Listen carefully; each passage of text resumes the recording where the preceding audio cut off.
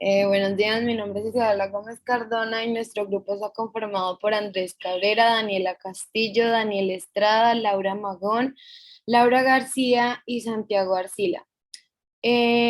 Nos correspondió Stephen Tolmin.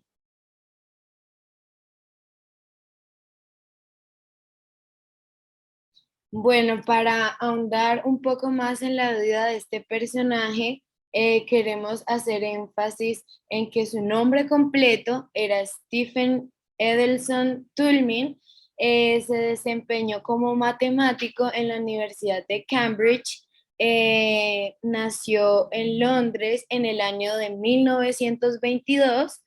Estudió física, filosofía, matemáticas en la Universidad de Cambridge, como lo dije anteriormente, donde fue discípulo y participó en diferentes clases de Wittgenstein.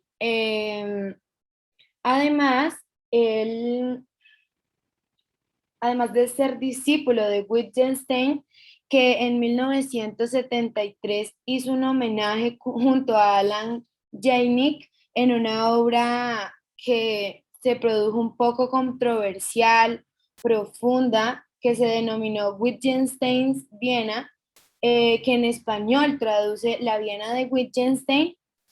Fue una de las obras más importantes en el mundo.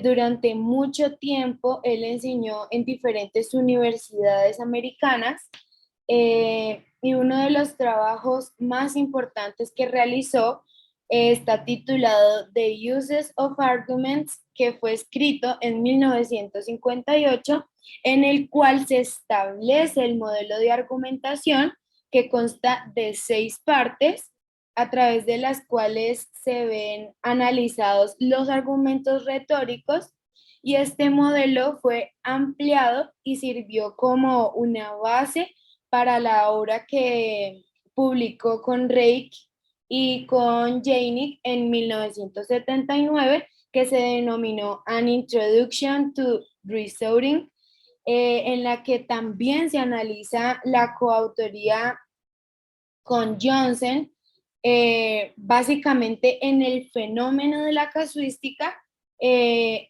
el libro que se tituló The Use of Casuistry en 1988.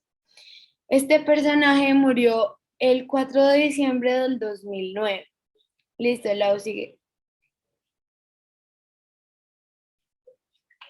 Bueno, en primer lugar nos basamos en el libro de Manuel Atienza, titulado Las razones del derecho, donde se nos explica un poco sobre las ideas, la concepción que tenía este personaje acerca de la argumentación, por lo que primero se habla sobre las contribuciones que desarrolló, hablando específicamente desde la filosofía de la ciencia. Él explicaba las perspectivas abiertas que eran expuestas por Wittgenstein sobre las críticas del formalismo y la primacía del lenguaje natural. Wittgenstein mantiene la idea de que la filosofía es una actividad y no la creación de teorías, pero este utilizaba analogías diferentes para explicarla. Además, podía decir que la filosofía no era como el mecanismo más importante que se debía utilizar. También hizo contribuciones en la teoría de la ética, en la lógica, precisamente en el libro que hizo sobre The Uses of Argument en 1958. Y por último, hizo contribuciones importantes en la teoría de la argumentación. Es importante desde este punto precisar desde cuándo existe la lógica según Toulmin. Él decía que la ciencia de la lógica se ha presentado históricamente desde Aristóteles, el cual la ve como una disciplina autónoma y despreocupada de la práctica. La idea principal de este autor es que él parte de la lógica viéndola como algo que tiene que ver con la manera como los hombres piensan, argumentan e infieren de hecho. Toulmin no pretende decir simplemente que el modelo de la lógica formal deductiva no puede trasladarse solamente al campo de la razón práctica, sino que la lógica debe de entenderse como habitualmente la entendemos y no permitir que los argumentos se efectúen de una manera incorrecta y también en esta parte de cómo se ve la argumentación, podríamos hablar de ciencia también. Sigue Lau, por favor.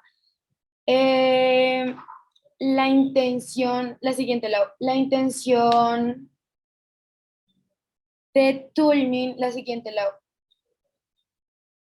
La intención de Toulmin con sus ideas sobre la lógica es algo completamente estructural, ya que él intenta de una manera radical oponerse a la tradición que arranca desde Aristóteles y que pretende hacer de la lógica una ciencia formal comparable a la geometría, por lo que Toulmin propone desplazar del centro de la atención a la teoría lógica de la práctica, eh, con el objetivo de romper con ese concepto de una lógica idealizada para verla mejor como una lógica operativa o aplicada utilizando como modelo la jurisprudencia.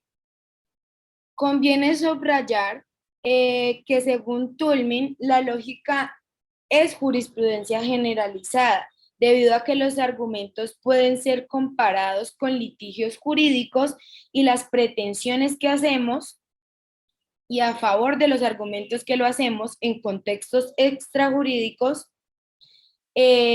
como los tribunales pueden presentarse para justificar cada tipo de pretensión comparada entre sí. Además, Toulmin afirma que una tarea fundamental de la jurisprudencia es caracterizar lo esencial del proceso jurídico. ¿Qué quiere decir esto? Que los procedimientos mediante los cuales se proponen, se cuestionan y se determinan las pretensiones jurídicas, pues recaen sobre la argumentación y la lógica.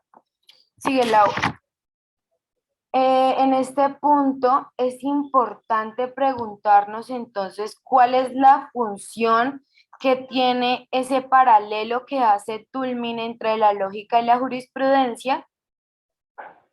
Bueno, este paralelo nos permite situar en el centro de la función crítica de la razón con el fin de constatar que un argumento bien fundado es aquel que resiste a la crítica y a favor del cual pueden presentarse un caso que satisfaga los criterios requeridos para obtener un veredicto favorable de su pretensión.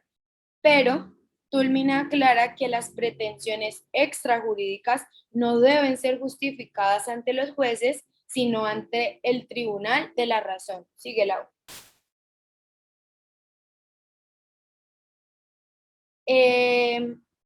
también nos surge una incógnita y es ¿qué significa la corrección de un argumento para Toulmin?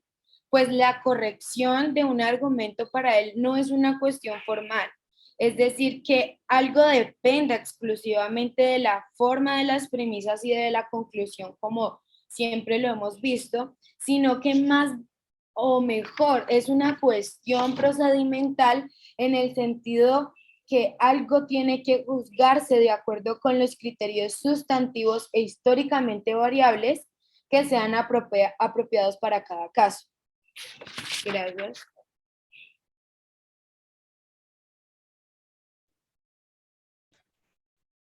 Bueno, introducción. En el libro de Manuel Atienza, al empezar a hablar de Toulmin dentro del capítulo, dale a la siguiente, Lau, de la concepción no formal de la argumentación, empieza con que Tolmin parte desde la observación de que en nuestros comportamientos se incluye la práctica de razonar siempre. Esto a favor de lo que pensábamos, de lo que hacemos, y pues claramente esto va explícito en nuestro lenguaje. Se divide de un uso argumentativo y un uso instrumental dentro del lenguaje, siendo el argumentativo el que supone de las emisiones lingüísticas que fracasan o por el contrario tienen éxito. Esto apoyándose pues en razones, en argumentos o pruebas, siendo como apoyar a un candidato electoral, a diferencia del uso instrumental, que tiene lugar cuando las emisiones lingüísticas consiguen directamente propósitos, o sea, dar una orden o cosas por el estilo. En el término de razonar, Tolmin lo define como con un sentido restringido para referirse a la actividad central de presentar las razones a favor de una pretensión, como mostrar de una manera esas razones que tienen éxito para dar fuerza a una pretensión. Y argumentar lo define como la secuencia de pretensiones y las razones que encadenadamente entre ellas establecen un contenido de fuerza o una proposición a favor del argumento de un hablante. Tolkien define mejor la argumentación en un segundo sentido como las interacciones humanas que generan un debate o pues da pie a ciertos tramos del razonamiento que para él este segundo uso del argumento son los más importantes. Dale a la siguiente, Lau. Modelo simple, el análisis de los argumentos. Entendemos que el modelo simple, el análisis de los argumentos, este posee 4 elementos, que son la prestación, que significa tanto el punto de partida como el lugar de destino de nuestra materia de proceder de la argumentación. Un ejemplo de este podría ser: esta nueva versión de King Kong tiene más sentido psicológico que la original, o Juan tiene derecho a recibir una herencia. Entonces dice que al comienzo de la argumentación, alguien, que es el proponente, plantea un problema frente a otro u otros oponentes. De alguna forma la prestación, el proponente tendrá que dar razones en favor de la prestación inicial que sean al mismo tiempo relevantes y suficientes. En el segundo caso tenemos a las razones, que no son teorías generales, sino hechos específicos del caso cuya naturaleza varía de acuerdo con el tipo de argumentación del que se trata. Entonces, un ejemplo de este sería que los hechos que integran el supuesto de hecho de la forma aplicable al caso discutido, donde el oponente podrá discutir el nuevo de los hechos, pero incluso en caso de que acepte, puede extinguir al proponente que justifique el paso de las razones de la prestación. Entonces, están las garantías, que son los enunciados generales que autorizan dicho paso y que construyen una garantía en el argumento. Pasa a la siguiente, Lau. Bueno, entonces, a la hora de hablar de las garantías, se plantean 3 preguntas. ¿Cuál es la naturaleza de las garantías? Se entiende que depende del tipo de argumento del que se trate. Puede consistir en una regla de experiencia o en una norma o en un principio jurídico. ¿Qué son las garantías? Se entiende que las garantías no son enunciados que describan los hechos, sino que son las reglas que permiten o autorizan el paso de unos enunciados a otros. Y se entiende cuál sería la diferencia entre las razones y las garantías. La diferencia de esta se establece en la argumentación jurídica, que no está basado en hechos, sino que está basado en normas. Pasa, Lau. Y como cuarto tenemos el respaldo. Entonces, la pregunta ¿cómo se expresa el respaldo? Sería que el respaldo puede expresarse en la forma de los enunciados categóricos sobre los hechos.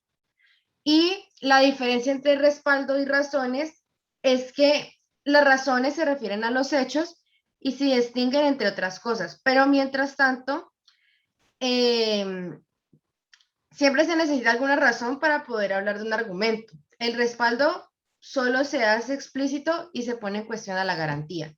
Pasa a la otra. Podemos ver el esquema de la argumentación y se precisa en este que un argumento puede formar parte de una cadena de argumentos y no presentarse aisladamente. La prestación de un argumento puede funcionar también como una razón a favor de una nueva prestación, Las razones pueden convertirse en prestaciones que necesitan, por tanto, un nuevo argumento para ser justificadas, y la garantía puede verse también como la prestación de un nuevo argumento. La siguiente.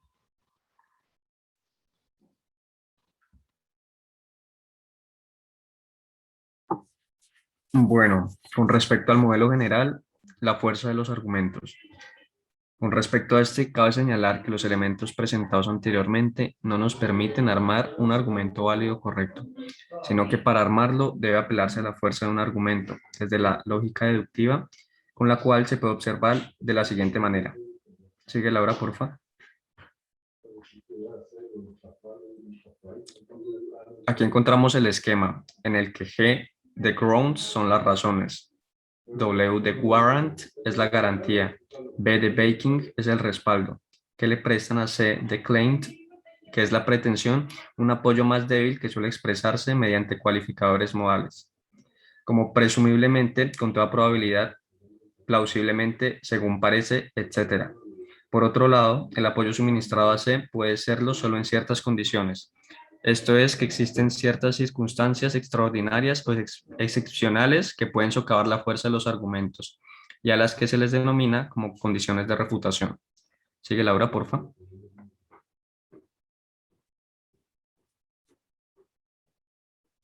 De estos dos esquemas, Tolmin hace las siguientes dos precisiones.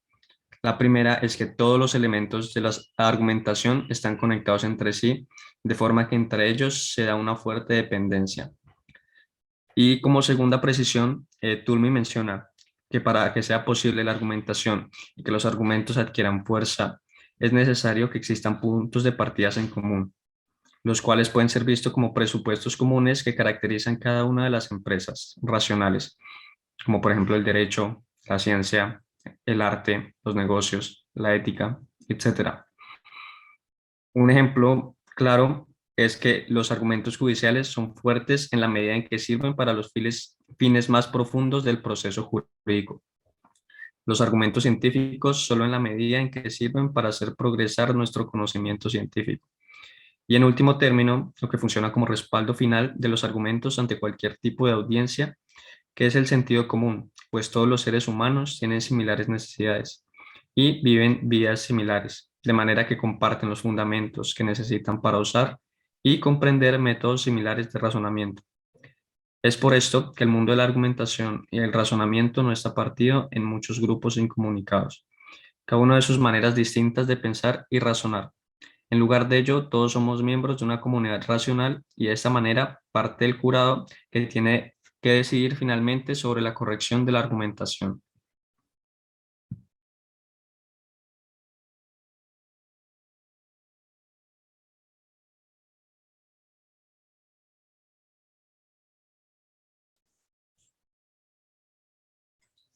Bueno, entonces ahora pasamos a hablar sobre los tipos de argumentos y en The Uses of Arguments, Toulmin le da gran importancia a dos, los cuales son los argumentos sustanciales y analíticos. Entonces vamos a empezar explicando los argumentos sustanciales.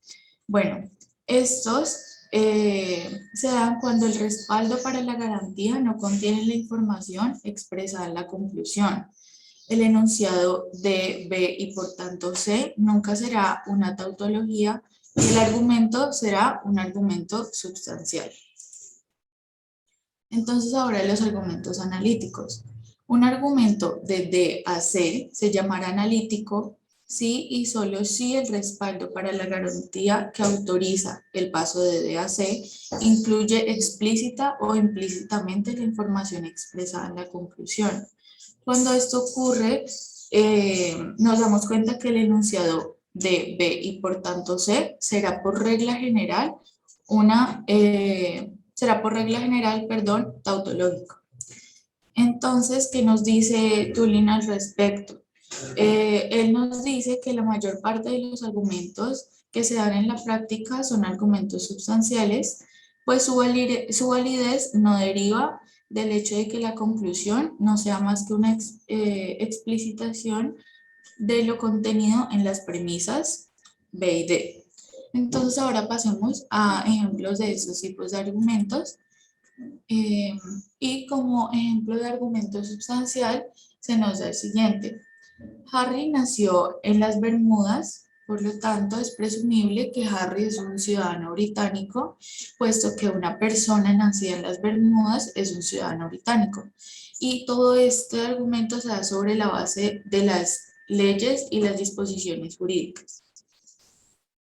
Como argumento analítico tenemos Ana, que Ana es una de las hermanas de Jack.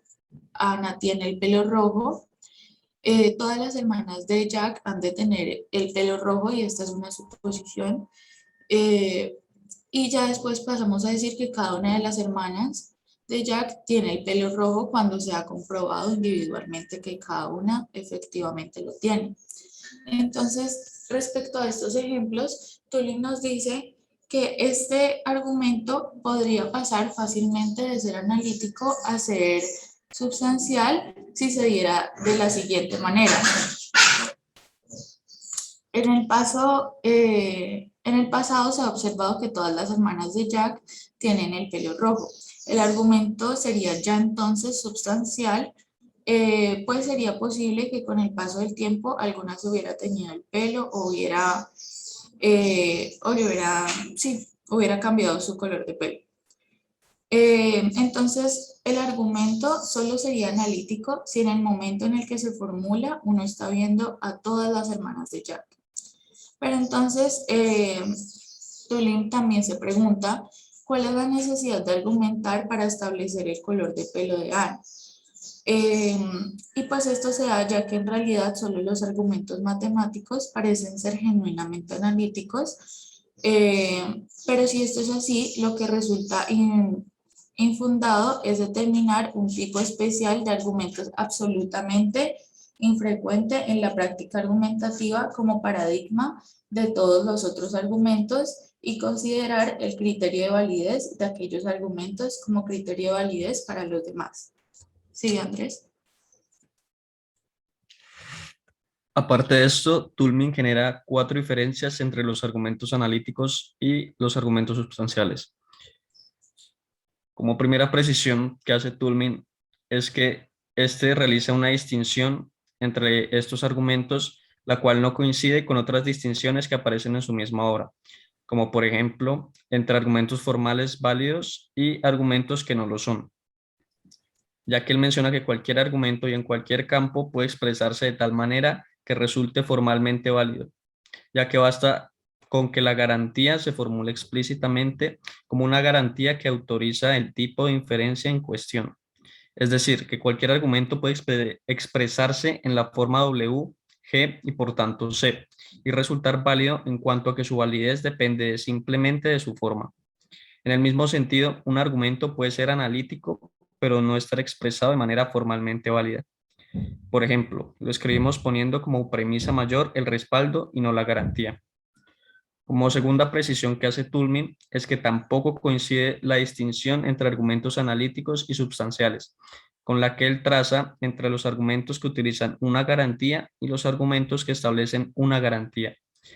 En los últimos, lo que resulta nuevo no es la conclusión, sino la garantía misma. Por ejemplo, cuando un científico trata de justificar la aceptabilidad de una nueva garantía, aplicándola así sucesivamente a diversos casos en que tanto los data como la conclusión han sido verificados independientemente.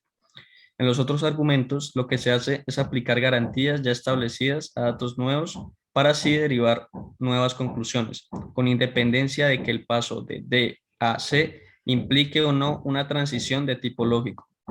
A esta última categoría de argumentos se les llama, en el uso normal de la expresión que no coincide con el de la lógica formal, como argumentos deductivos, mientras que a los otros se les podría llamar inductivos. Como tercera precisión, finalmente, la distinción entre argumentos analíticos y sustanciales tampoco coincide con la que Toulmin establece entre A, que son los argumentos concluyentes, y B, que son los no concluyentes. Como cuarta precisión que realiza Toulmin, menciona que el carácter concluyente existe muy poco en los argumentos que cumplen con estas cuatro características, pero tampoco hay por qué considerar que su conjunción haya de ser el criterio general para juzgar la bondad de los argumentos. También Toulmin nos menciona qué es un argumento sólido. Un argumento puede ser sólido aunque no sea analítico si este no está formulado de manera formalmente válida. Este puede ser inductivo y no permita pasar de manera necesaria a la conclusión. También nos menciona acerca de la reelaboración de distinción entre argumentos sustanciales y analíticos, mencionando que los argumentos analíticos se dice que la conexión entre W, que es la garantía, y B, que es el respaldo, es formal en el sentido de que no depende de la experiencia, sino como ocurriría, por ejemplo, con un argumento en el contexto de la geometría euclidiana de los axiomas, que son postulados y definiciones de una determinada teoría. Lo que ahora destaca Toulmin es el hecho de que los argumentos formales, lo único que interesa es su estructura interna. Esto es la cuestión de si el argumento es o no es correcto, si las conexiones entre los diversos enunciados son o no impecables. Es decir, que el argumento se ve únicamente como una cadena formal de proposiciones, sin que quepa plantear cuestiones de relevancia externa. Con respecto a los argumentos sustanciales, él menciona que los argumentos no formales, por el contrario, interesan tanto las cuestiones de estructura interna como las que se tienen que ver para la relevancia externa. Como es obvio, la mayor parte de estos argumentos que se efectúan en la práctica, y a los que se dirige preferentemente la atención de Toulmin, que son los argumentos no formales.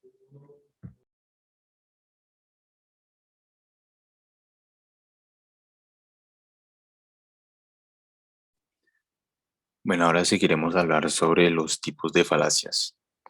Entonces, las falacias son formas en que se argumenta incorrectamente y Toulmin nos plantea 5 tipos de falacias. Las primeras son las falacias de falta de razones. Y en estas son las falacias en las que se efectúa una pretensión y se argumenta en su favor avanzando, pero no se plantean realmente las razones por las que esta pretensión es válida. Dale, Lau. La siguiente es la falacia de razones irrelevantes. En estas, la prueba que se presenta a favor de la pretensión puede que sea correcta, pero no tiene ninguna relación con la pretensión que se presenta.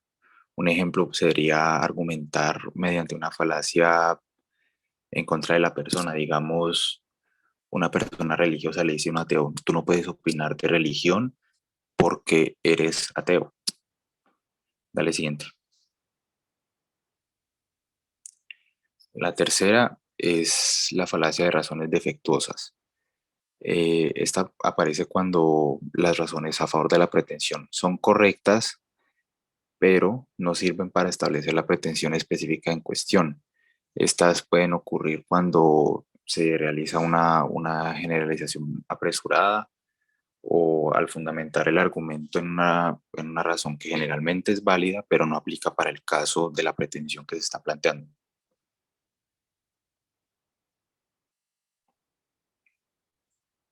La cuarta falacia es la falacia de suposiciones no garantizadas. En esta se parte del presupuesto de que es posible que la razón que se presenta a favor de la pretensión es una garantía compartida por mucha gente en una comunidad o en un espacio, cuando de hecho no es así. Digamos, se dice que en Colombia, para presentar un argumento a favor de cierto político, se dice que todos lo apoyan cuando mediante encuestas se demuestra que no es así. Dale.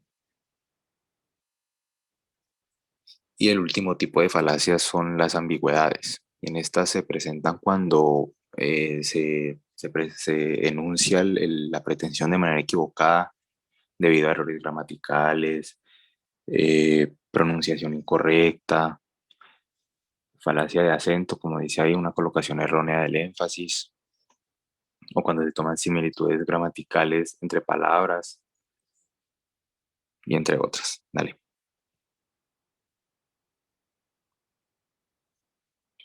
Ahora, más en específico, en la argumentación jurídica, Toulmin nos plantea que el sistema jurídico en el derecho es uno de los foros más prácticos y más intensos en los que se puede ver el razonamiento. Y esto es porque el derecho proporciona un foro en el que se puede argumentar las distintas versiones para resolver un conflicto que no se puede resolver mediante mediación ni conciliación. Y esto es en los tribunales de primera instancia. Dale. Un ejemplo de esto. Entonces se nos plantea este caso. Mientras dormía, un cliente de un determinado hotel resulta herido como consecuencia de haberse desprendido un trozo de yeso del cielo raso. Y surge la cuestión de si la administración del hotel se ha comportado negligentemente y debe, en consecuencia, indemnizar al cliente. Cada una de las partes, el abogado del hotel y el del cliente, llevan a cabo la argumentación que podría sintetizarse de la siguiente manera. Entonces, aquí se nos plantean dos gráficos. Uno es la manera en la que argumentaría el abogado del hotel y el otro sería la manera en la que argumentaría el abogado del cliente. Entonces, en la parte superior izquierda se ve cómo argumentaría el abogado del hotel, que dice que el laboratorio sismográfico informa que el día D a la hora H se registró un terremoto de baja intensidad. Y dice que la caída del yeso fue causada por el terremoto y no por negligencia del hotel. Entonces, sobre esto, el doctor Y, sismógrafo de fama nacional, está dispuesto a declarar sobre esta posibilidad y que un terremoto de esa intensidad pudo haber causado la caída del yeso. Ese sería el lado del hotel. Ahora, el lado del cliente dice, primero, el día D, inspectores de edificios de la ciudad indicaron que el hotel X reunía condiciones de inseguridad e hicieron referencia a la caída del yeso. 2 días antes de la fecha indicada se llamó un contratista de yeso para reparar los techos. Se le emplazó para 2 días después del día del accidente y no hay noticia de otros daños causados por el terremoto. Esto significa que la caída del yeso fue causada por la negligencia del hotel y no por el terremoto. Y esto también significa que el edificio del hotel fue afectado por el terremoto en la misma medida que las otras construcciones, pero no solo se había informado de que existieran condiciones de inseguridad en relación con el hotel. Dale. Dale, Lau. A ver. No, devuélvete. Ahora, en los tribunales de apelación se presenta una argumentación diferente a los tribunales de primera instancia, ya que en esto se debate sobre cuestiones de derecho y no en cuestiones de hecho como como en los tribunales de primera instancia. Un ejemplo que se ve mucho en la práctica es que una persona es condenada, en este ejemplo recurrimos a Estados Unidos, una persona es condenada en un juicio sin que contara con un abogado que lo defendiera. Entonces se apela la decisión ante la Corte Suprema de Justicia basándose en que al no tener un abogado defensor, al condenado se le vulneró el derecho al debido proceso, que es un derecho constitucional. Entonces, los argumentos de la mayoría del tribunal que rechazó la pretensión y de la minoría disidente podrían sintetizarse respectivamente de la siguiente manera.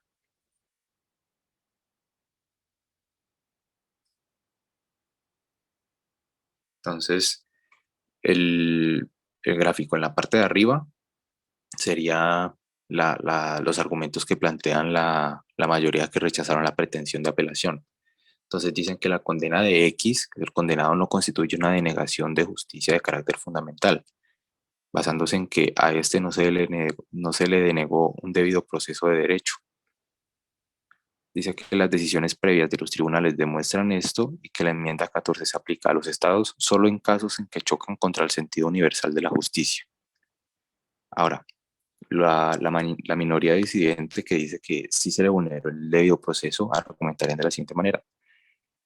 Dicen que sin un abogado, incluso un jurista inteligente en un caso perfecto puede resultar condenado, ya que no tiene pues esa barrera que lo pueda defender.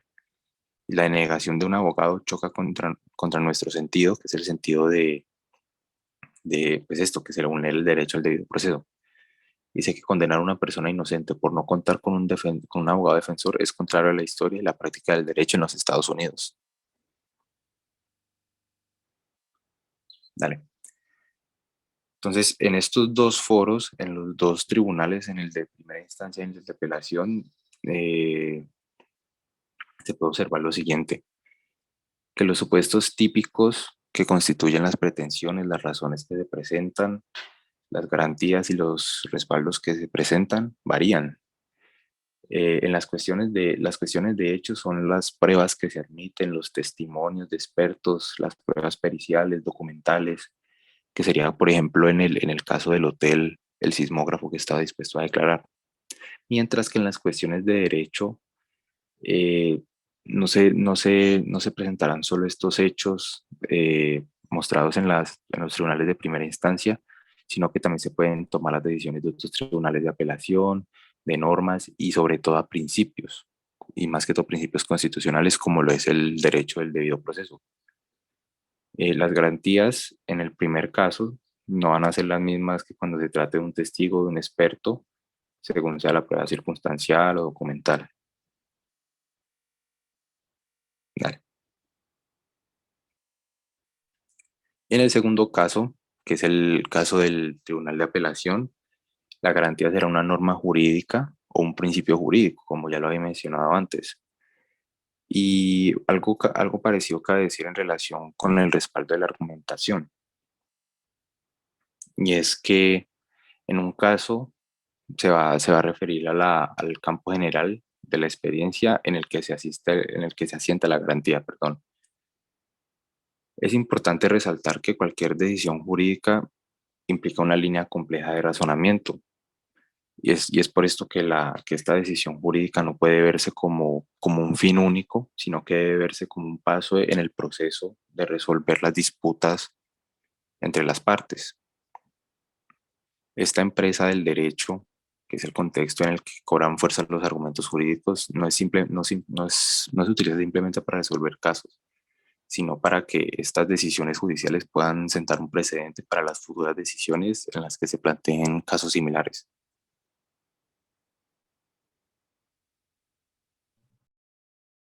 Bueno, en cuanto a a la valoración crítica planteada por Tolmin, tenemos que empezar teniendo en cuenta en qué se basa esta valoración y la teoría de Tolmin.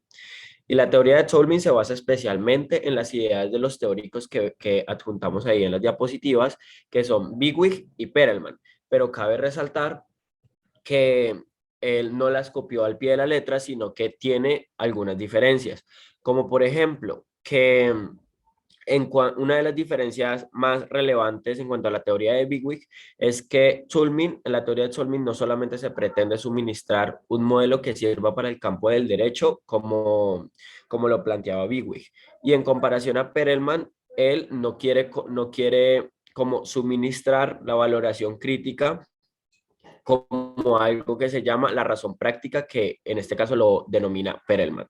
La diferencia más relevante es que Tolmin se enfoca en la argumentación en general.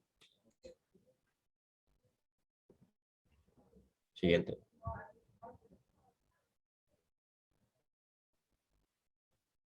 Tolmin no se preocupa por estudiar y analizar cada estructura particular de las técnicas argumentativas, sino que se enfoca en el estudio general de la argumentación, como lo dije anteriormente. Él estudia la argumentación como desde un punto de vista más macro y no desde cada argumento en particular. También hace un análisis exhaustivo sobre el carácter dialógico de la argumentación, como con la intención de que ésta pueda considerarse plenamente satisfactoria. Pero para llegar a esto tiene que tener dos puntos en particular, tiene que tener dos perspectivas. El argumento debe tener dos perspectivas, dos juicios de perspectiva. La primera es una perspectiva a partir de la lógica formal y la segunda es una perspectiva de quien quien interpreta la argumentación como un tipo de interacción humana.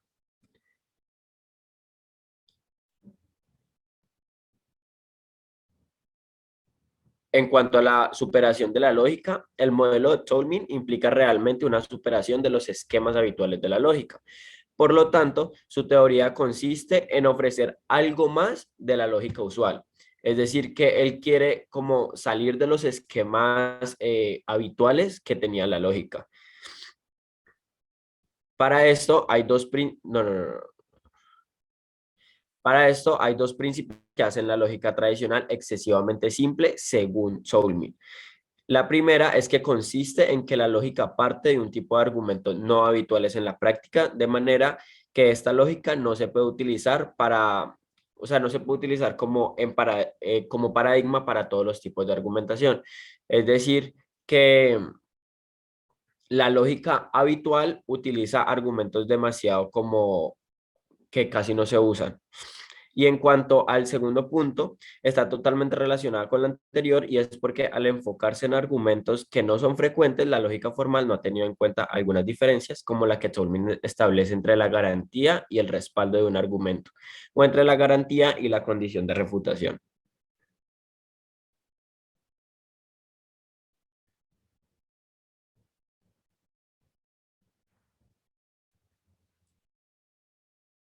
Hay funciones distintas en la argumentación. Por eso Toulmin lo hace como las diferencias de las proposiciones, los separa en proposiciones y estas son el respaldo, la garantía, las razones, el cualificador, la condición de refutación y la pretensión. Este es el contenido de cada tipo de argumentos, por lo tanto, estas proporciones sirven para distinguir entre argumento y argumento.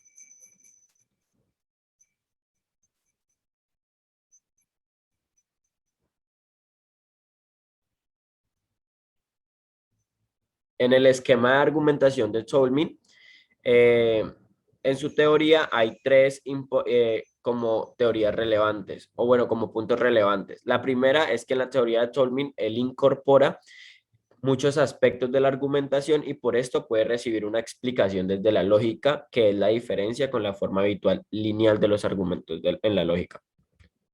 La segunda diferencia en cuanto al esquema de Toulmin es que tiene mayor aproximación a los argumentos basados en la realidad, a diferencia de la que tienen los esquemas habituales de la formal.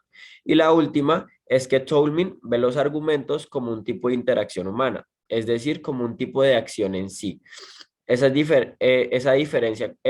la diferencia con la lógica formal, que ve con los argumentos, que ve como los argumentos como una secuencia de proporciones.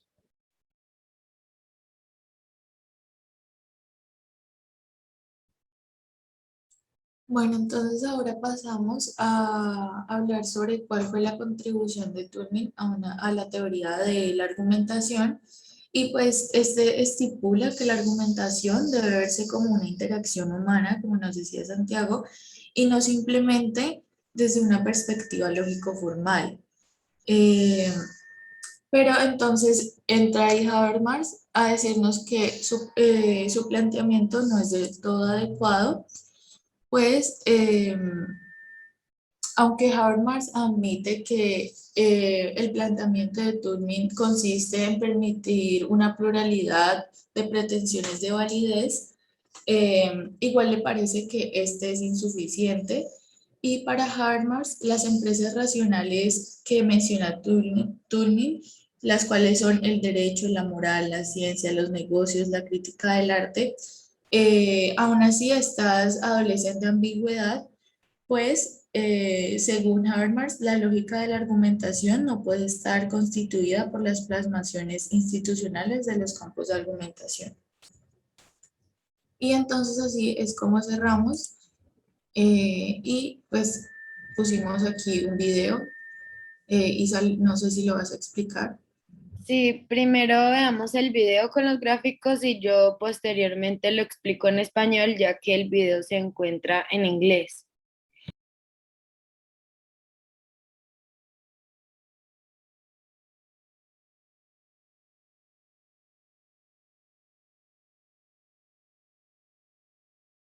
Lau, enciende el micrófono porque no se escucha.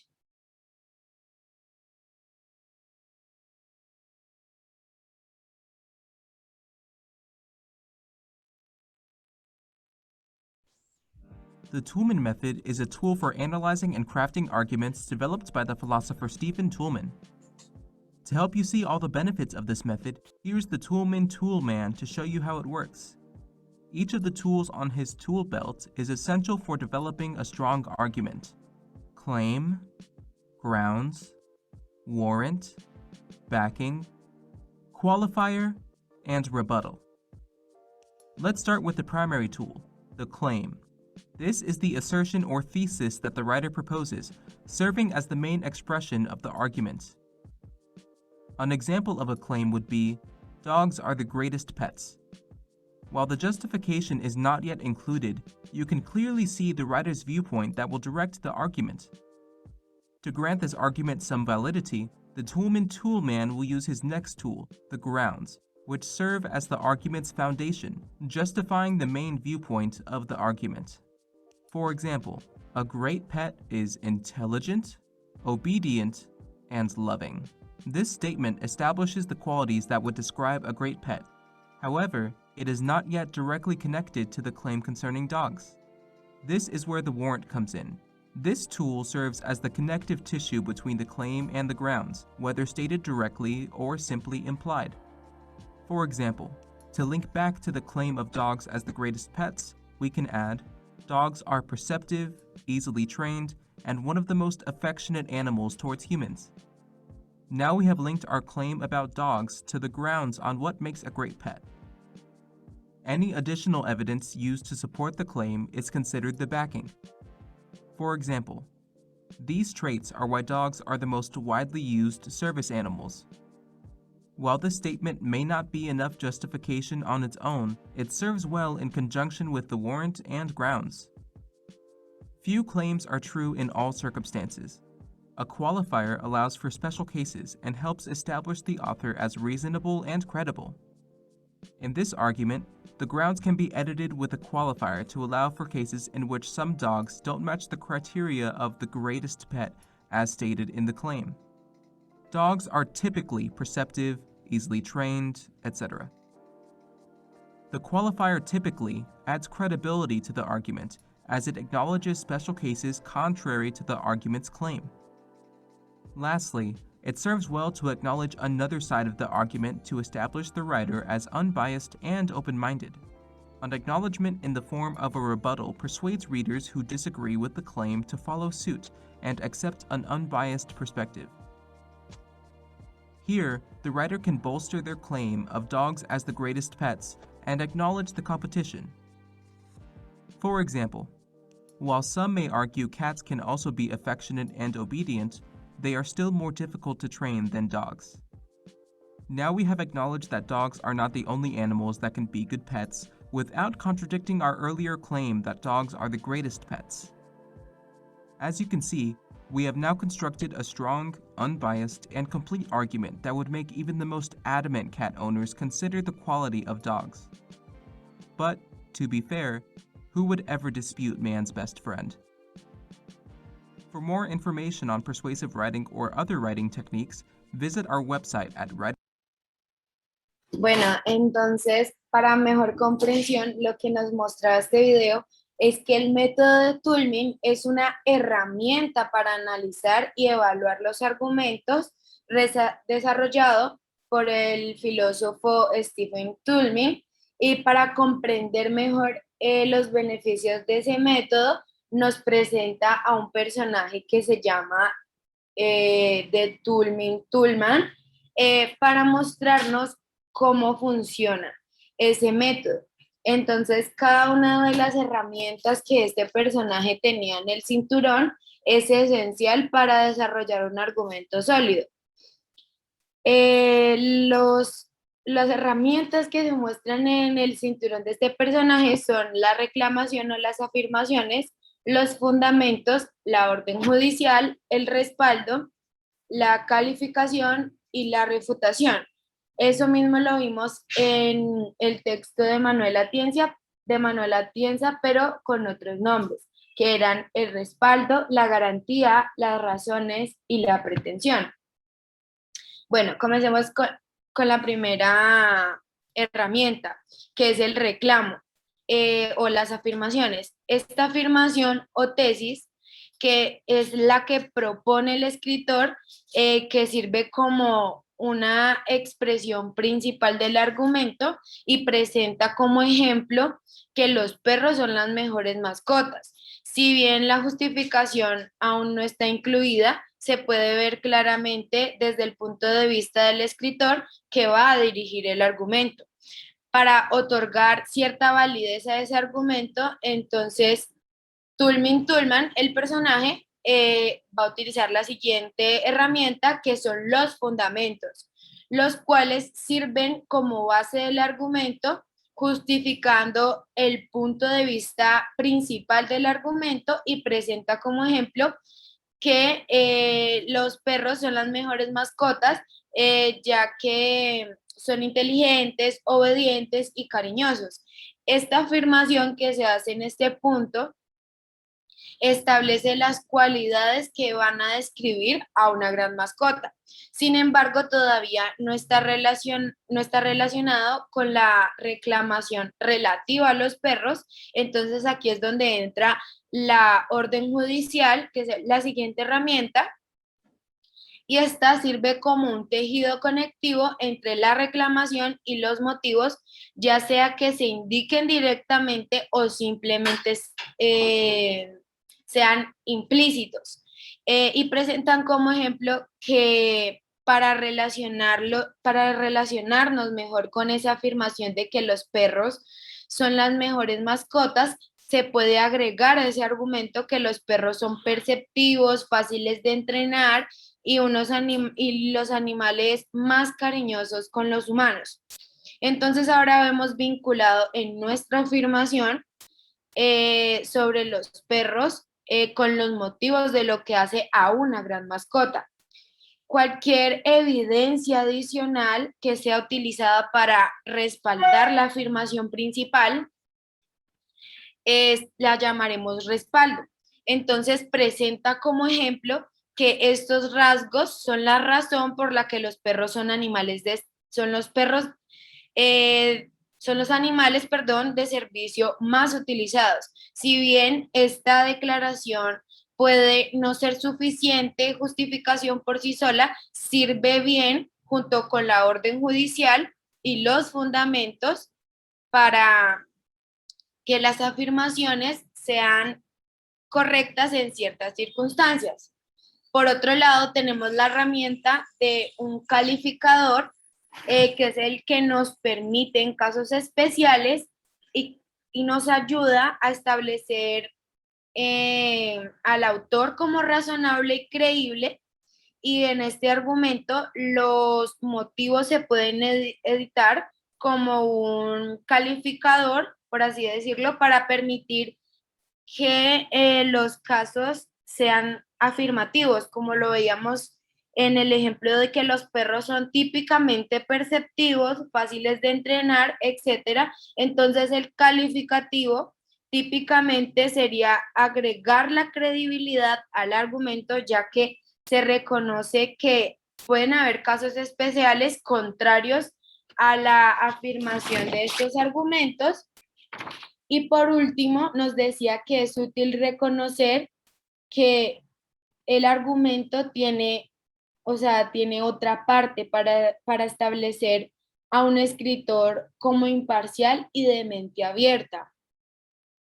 Entonces se decía que un reconocimiento de forma de refutación persuade a los lectores que no están de acuerdo con la afirmación de hacer lo mismo y de aceptar una perspectiva imparcial.